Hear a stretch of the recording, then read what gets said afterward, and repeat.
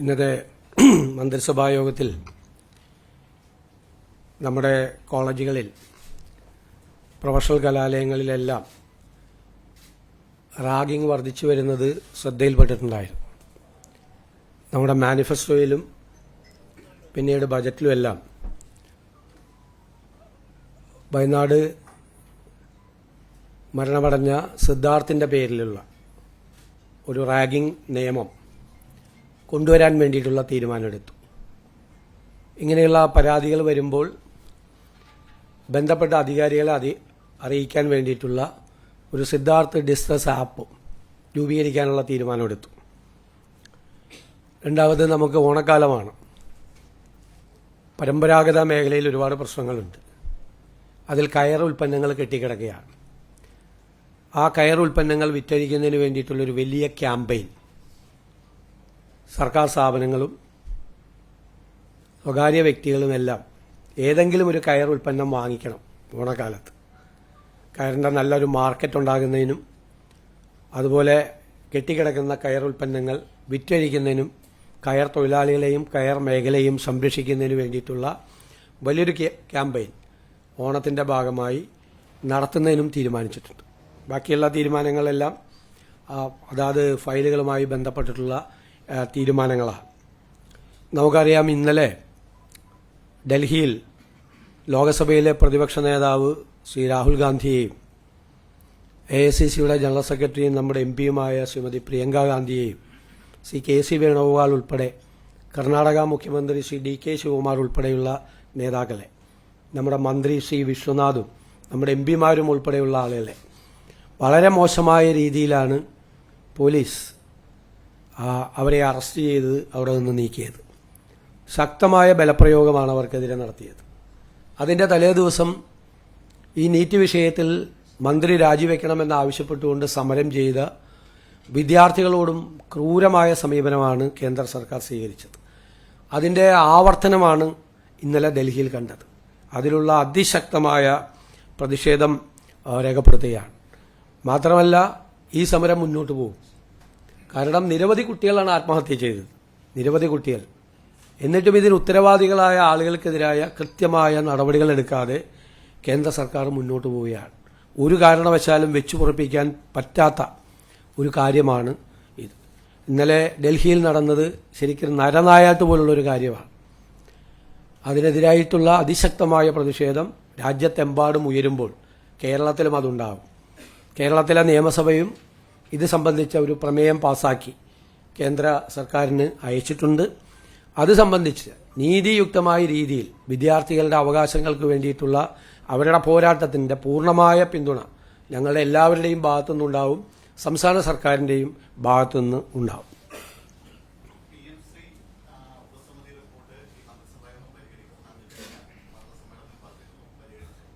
അല്ല, വാർത്താ സമ്മേളനത്തിൽ വരുന്നില്ല. അത് റിപ്പോർട്ട് തരുമ്പോൾ പരിഗണിക്കും.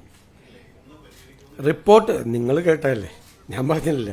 റിപ്പോർട്ട് വരട്ടെ. റിപ്പോർട്ട് വരുമ്പോൾ മന്ത്രിസഭാ യോഗം പരിഗണിക്കും. റിപ്പോർട്ട് വരുമ്പോൾ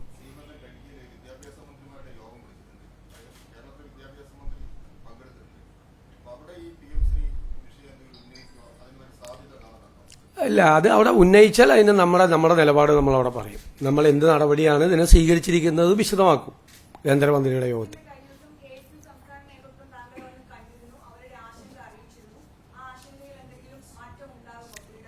അല്ല, ഞങ്ങൾ അവരുമായിട്ട് സംസാരിച്ചു. KSU കോൺഗ്രസിൻ്റെ മായിട്ട് ബന്ധപ്പെട്ട് പ്രവർത്തിക്കുന്ന ഒരു വിദ്യാർത്ഥി സംഘടനയാണ്. അവരുമായിട്ട് ബന്ധപ്പെട്ട കാര്യങ്ങൾ അവർ വന്ന് സംസാരിച്ചു. അവർ പറയുന്ന പരാതികൾ ഞങ്ങൾ ശ്രദ്ധയോടുകൂടി കേട്ടു. അതിൽ ഗവൺമെന്റിന്റെ ഭാഗത്തു നിന്നുള്ള ക്ലാരിഫിക്കേഷൻ എന്താ അതിന്റെ കാരണം എന്ന് അവരോട് വിശദീകരിച്ചു. പിന്നെ നിങ്ങൾ പ്രചരണം നടത്തിയത് മുഖ്യമന്ത്രിയെ കാണാൻ അനുമതി കൊടുക്കുന്നില്ലെന്ന് ഒരു കാര്യം ഞാൻ വ്യക്തമാക്കാൻ ആഗ്രഹിക്കുന്നു. ആർക്കും വന്ന് എന്നെ കാണാം, അതിനുള്ള അവസരം കൊടുത്തിട്ടുണ്ട്. നിങ്ങൾക്കറിയാലോ, ആയിരക്കണക്കിന് ആളുകളാണ് കാണാൻ വരുന്നത്. 10,000-കണക്കിന് പരാതികളാണ് കിട്ടുന്നത്. ആ പരാതികൾ പരിഹരിക്കാനുള്ള സംവിധാനവും മുഖ്യമന്ത്രിയുടെ ഓഫീസിൽ ചെയ്തിട്ടുണ്ട്. ആർക്കും വേണമെങ്കിൽ, ഒരാൾക്കും എൻ്റെ ഓഫീസ് ഇതുവരെ അനുമതി നിഷേധിച്ചിട്ടില്ല. നിങ്ങൾ പല വാർത്തകളും കൊടുത്തു അനുമതി നിഷേധിച്ചെന്നു. ഇത് ശരിയല്ല. കാരണം ഒരു വ്യക്തിക്ക് കാണാൻ പറ്റാവുന്നതിൻ്റെയൊക്കെ അപ്പുറത്താണ് ആളുകളെ കാണുന്നത്. തീരെ സാധാരണക്കാരും പാവപ്പെട്ടവരുമായ ആളുകൾ കേരളത്തിന്റെ വിവിധ ഭാഗങ്ങളിൽ നിന്ന് വരികയാണ്. വിവിധ സംഘടനകളെ പ്രതിനിധാനം ചെയ്തുകൊണ്ടുള്ള ആളുകൾ വരികയാണ്. 10 വർഷത്തിന് ശേഷമുണ്ടായ ഒരു ഭരണമാറ്റവുമായി ബന്ധപ്പെട്ട് PSC പരീക്ഷയിലെ റാങ്ക് ലിസ്റ്റുമായി ബന്ധപ്പെട്ട ആളുകൾ, ആശ്രിത നിയമനത്തിന് വേണ്ടി വരുന്ന ആളുകൾ, ബാങ്ക് ജപ്തിയുമായി വരുന്ന ആളുകൾ ഉൾപ്പെടെയുള്ള ഏറ്റവും സാധാരണക്കാരും പാവപ്പെട്ടവരുമായ ആളുകളെ മുതൽ പ്രധാനപ്പെട്ട ആളുകളെ വരെ, ബാങ്കുകളുടെ പ്രതിനിധികൾ, സംഘടനകളുടെ പ്രതിനിധികൾ, കേരളത്തിൽ ഇൻവെസ്റ്റ്മെന്റ് നടത്താൻ വേണ്ടി താല്പര്യമായിട്ട് വരുന്ന ആളുകൾ ഉൾപ്പെടെയുള്ള മുഴുവൻ ആളുകളെയും കാണുന്നുണ്ട്. ഞാൻ ആരെയും കാണുന്നില്ലെന്നോ എന്റെ ഓഫീസ് ആർക്കെങ്കിലും അനുമതി നിഷേധിച്ചെന്നോ നിങ്ങൾ ദയവ് ചെയ്ത് വാർത്ത കൊടുക്കരുത്. അത് തെറ്റാണ്.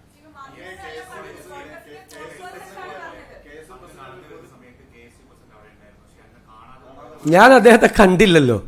ഞാൻ മാത്രമല്ല, അവിടെ മാധ്യമങ്ങളുടെ മുമ്പിലാണ്. ഞാൻ ഇറങ്ങി വന്നിട്ട് 2:50 തേവര കോളേജിൽ നിന്ന് ഇറങ്ങുന്നത്. 3 മണിക്ക് പ്രധാനമന്ത്രി പങ്കെടുക്കുന്ന മീറ്റിംഗ് ആണ്, റെയിൽവേ സ്റ്റേഷനുകളുടെ ഉദ്ഘാടനം. 2:50 അവിടെ നിന്ന് സ്റ്റാർട്ട് ചെയ്താൽ 3 മണിക്ക് കൃത്യം എത്തുള്ളൂ. ഞാൻ ഏറ്റവും വേഗത്തിൽ, വളരെ വേഗത്തിൽ നടന്ന് വണ്ടിയിൽ കയറി അവിടെ എത്തുകയായിരുന്നു. KSU പ്രസിഡന്റിനെ കണ്ടു കഴിഞ്ഞാൽ എന്റെ ജില്ലക്കാരനായിരുന്നു, എന്റെ ജില്ലയിലെ KSU പ്രസിഡന്റ് ആയിരുന്ന ആളെ കണ്ടിട്ട് ഞാൻ മൈൻഡ് ചെയ്തില്ല എന്നുള്ളൊരു വാർത്ത.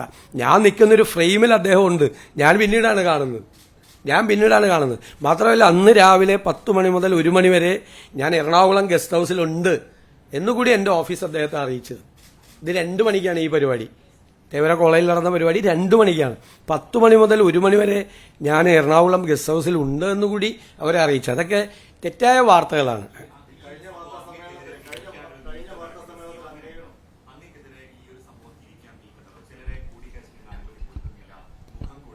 അതല്ലേ ഞാൻ വളരെ ക്ലിയർ ചെയ്ത് പറഞ്ഞത്. ഇനിയുള്ള കാലത്തേക്ക് കൂടിയല്ല പറഞ്ഞത്.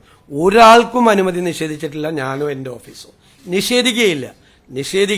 ഒരു കാരണവശാലും നിഷേധിക്കും. എല്ലാവർക്കും വന്ന് കാണാം.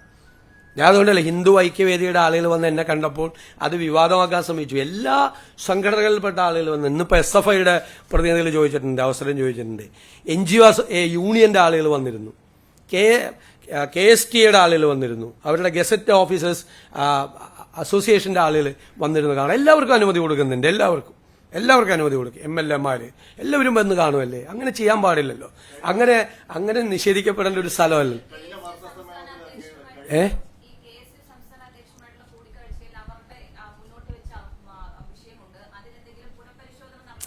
അതൊക്കെ നമ്മൾ എന്തെങ്കിലും ഉണ്ടെങ്കിൽ നിങ്ങളെ അറിയിക്കാം. ഞാനങ്ങനെ പറഞ്ഞിട്ടില്ല, നിങ്ങൾക്കറിയാലോ. നിങ്ങൾ ലോ കോളേജിലെ യൂണിറ്റിന്റെ കാര്യം ചോദിച്ചപ്പോൾ ഞാൻ പറഞ്ഞു, ലോ കോളേജിലെ യൂണിറ്റ് അല്ല ഗവൺമെന്റ് പ്രീഡർമാരെ തീരുമാനിക്കുന്ന ഒരു വാചകം ഞാൻ പറഞ്ഞു. നിങ്ങൾ കേട്ടല്ലോ, ഇറ്റ്സ് ഓൺ റെക്കോർഡ് ഞാൻ പറഞ്ഞ കാര്യം. ഞാൻ KSUവിനെ കുറിച്ചല്ലല്ലോ പറഞ്ഞത്. ലോ കോളേജ് KSU യൂണിറ്റിനെ നിങ്ങൾ ചോദിച്ചപ്പോൾ ഞാൻ പറഞ്ഞു, ലോ കോളേജ് KSU യൂണിറ്റിനോട് ചോദിച്ചിട്ട് ഗവൺമെന്റ് പ്രീഡറെ വെക്കാൻ പറ്റുമോ? അത് നിങ്ങൾ ഗവൺമെന്റ് പ്രീഡർമാരുടെ നിയമനം 140-ലധികം ഗവൺമെന്റ് പ്രീഡർമാരുടെ നിയമനം വന്നിട്ടുണ്ട്. 2 പരാതി വന്നു. അതിൽ ഒരു പരാതി ഇപ്പൊ തന്നെ പിൻവലിച്ചു. ഒരു പരാതിയാണ്. ഇത്രയല്ലേ വന്നിട്ടുള്ളൂ. നിങ്ങൾ ഇതിനു മുൻപ് കഴിഞ്ഞ സർക്കാരിന്റെ കാലത്ത് ഗവൺമെന്റ് പ്രീഡർമാരെ വെച്ചതും അതിനു മുമ്പ് ഉമ്മൻചാണ്ടി സർക്കാരിന്റെ കാലത്ത് ഗവൺമെന്റ് പ്രീഡർമാരെ വെച്ചതൊക്കെ ഒന്ന് കമ്പയർ ചെയ്ത് നോക്ക് നിങ്ങൾ. പിന്നെ നമുക്ക് അവിടെ AGയുടെ ഓഫീസും DGPയുടെ ഓഫീസും ഒക്കെ പറയുന്ന അഭിഭാഷകരെ കൂടി നമുക്ക് അവിടെ വെക്കേണ്ടി വരും, പല കാരണങ്ങളുമുണ്ട്. ഇനി ചോദിക്കും, വേറെ എന്തെങ്കിലും ചോദിക്കും.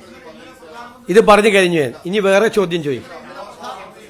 താങ്കൾ തന്നെ ചോദിച്ചുകൊണ്ടിരിക്കുകയല്ലേ. ദേശാഭിമാനി മാത്രം ചോദിച്ചാൽ പോരാ. നോ, നിങ്ങൾ ചോദിക്കും.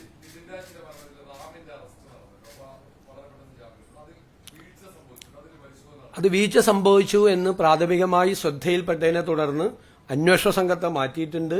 ആഭ്യന്തര വകുപ്പ് മന്ത്രി അത് അന്വേഷിക്കാനുള്ള ചുമതലയായിട്ടുണ്ട്. ആർക്കെങ്കിലും ഉത്തരവാദിത്വം ഉണ്ടെങ്കിൽ ആഭ്യന്തര വകുപ്പ് നടപടി സ്വീകരിക്കും. ഞാൻ ആഭ്യന്തരമന്ത്രിയുമായിട്ട് ആ വിഷയം സംസാരിച്ചിരുന്നു. താങ്കൾ തന്നെ 5 ചോദ്യം ചോദിക്കല്ലേ പ്ലീസ്.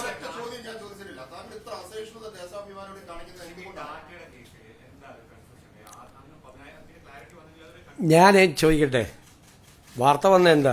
ടാറ്റ ഈ ഗവൺമെന്റുമായിട്ട് സംസാരിച്ചിട്ടില്ല എന്നാണ് അല്ലേ? ടാറ്റയുടെ കമ്പനി വന്നിട്ട് ഞാനുമായിട്ട് സംസാരിക്കുന്നതിന്റെ ചിത്രം വരെ പുറത്തുവിട്ടു. ഒരു കാര്യം തീരുമാനമാകാതെ കിടക്കുന്നുണ്ട്. അവരുടെ ഒരു വെസൽ ബിൽഡിങ്ങിന്റെ കാര്യം തീരുമാനമാകാതെ കിടക്കുന്നുണ്ട്. മലബാർ സിമന്റ്സുമായി, കൊച്ചിൻ പോർട്ടുമായി ബന്ധപ്പെട്ട് ആ കാര്യത്തിൽ തീരുമാനമെടുത്തു. അവർ പോസിറ്റീവായ കമ്പനിയുടെ ആളുകൾ പ്രതികരിച്ചു. കൂടുതൽ ഇൻവെസ്റ്റ്മെന്റ് കേരളത്തിൽ ഉണ്ടാകാൻ അവർ വരണം എന്ന് നമ്മൾ പറഞ്ഞു. ഞാനത് വിശദീകരിച്ച് കഴിഞ്ഞപ്പോൾ ഈ കാര്യം പറഞ്ഞിട്ട് അവർ വരുന്നുണ്ട്, അവരുടെ പ്രശ്നം പരിഹരിച്ചിട്ടുണ്ട്, പിന്നീടുള്ള പല പ്രശ്നങ്ങളും, അതായത് വ്യവസായ വകുപ്പിൽ തന്നെ 2 ഏജൻസികൾ തമ്മിലുള്ള ഒരു തർക്കം ഉണ്ടായിരുന്നു, കണ്ടെയ്നർ ഫ്രൈറ്റ് സ്റ്റേഷൻ തുടങ്ങുന്നതിനെ സംബന്ധിച്ച്. അതൊക്കെ ഞങ്ങൾ 24 മണിക്കൂറിനകം തീരുമാനമെടുത്തു. ഓഷ്യനേറിയം കൊച്ചിയിൽ തുടങ്ങാനുള്ള നടപടിക്രമങ്ങൾ ഞങ്ങൾ ആരംഭിച്ചു. ഇന്റർനാഷണൽ മാരിടൈം മ്യൂസിയം തുടങ്ങാനുള്ള നടപടിക്രമങ്ങൾ ആരംഭിച്ചു. ബാക്കി ഒരുപാട് ഇൻവെസ്റ്റേഴ്സ് പല സ്ഥലങ്ങളിലും അവരുടെ പ്രപ്പോസലായിട്ട് വന്നിട്ടുണ്ട്. അപ്പോൾ അതിന്റെ എക്കണോമിക് മോഡലുകൾ എന്താണ് എന്ന് ഞങ്ങൾ ഗൗരവതരമായി ആലോചിച്ചുകൊണ്ടിരിക്കുകയാണ്. ഏതെല്ലാം തരത്തിലാണ്, എക്സ്പ്രഷൻ ഓഫ് ഇൻട്രസ്റ്റ് വിളിക്കണമോ, PPP മോഡൽ വേണമോ, അല്ലെങ്കിൽ നമ്മൾ നേരത്തെ നമ്മൾ പറഞ്ഞില്ല റെമിറ്റൻസ് ഇക്കോണമി ഇൻവെസ്റ്റേഴ്സ് ഇക്കോണമിയാക്കി മാറ്റുന്നതിന്റെ ഭാഗമായി നമ്മുടെ മലയാളികളായ പ്രവാസികളുടെ ഇൻവോൾവ്മെന്റ് പെടുത്തുന്നു തുടങ്ങിയ എല്ലാ കാര്യങ്ങളും ഡീറ്റെയിൽ ആയിട്ട് മാരിടൈം പോളിസി തന്നെ വളരെ പെട്ടെന്ന് പ്രഖ്യാപിക്കുന്നതിന് വളരെ വേഗത്തിലാണ് നടപടിക്രമങ്ങൾ പോകുന്നത്.